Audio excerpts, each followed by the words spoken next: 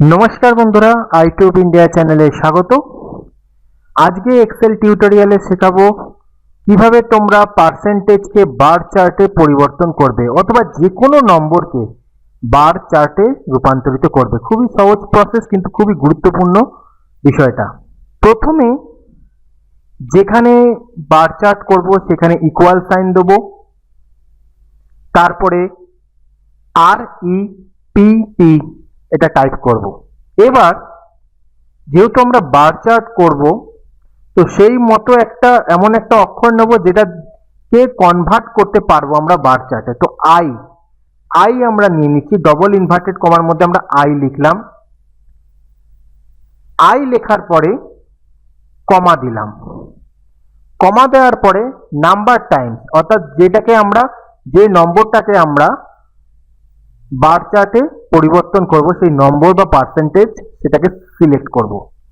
এবার first bracket close করে দিয়ে এন্টার। তো এই পজিশনে রইল। এখন আমরা কি করব, এটাকে সিলেক্ট করে এটার ফন্টটাকে আমরা চেঞ্জ করব। দেখো ফন্ট নিতে হবে এই যে প্লে বিল। তো প্লে বিলটা আমরা সিলেক্ট করে নিলাম।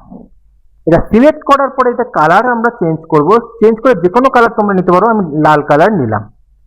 এই হয়ে গেল বার চার্ট। এইবার এটা ক্যালকুলেটিং পয়েন্টার ফিল হ্যান্ডেল দিয়ে আমরা ড্র্যাগ করে নিলাম। কমপ্লিট। এইবার এটাকে একটুখানি অ্যাডজাস্ট করে নেবে, তাহলেই হয়। দেখো এটা বার চার্টে পরিবর্তন হয়েছে। এটা আরো ছোট করে করা যাবে, আমি ফন্ট সাইজটা অনেক বড় রেখেছি তাই এরকম মনে হচ্ছে। এটাকে যদি ফন্ট সাইজটা একটু ছোট করে দিই তাহলে এটা এই সেলের মধ্যে দেখা যাবে।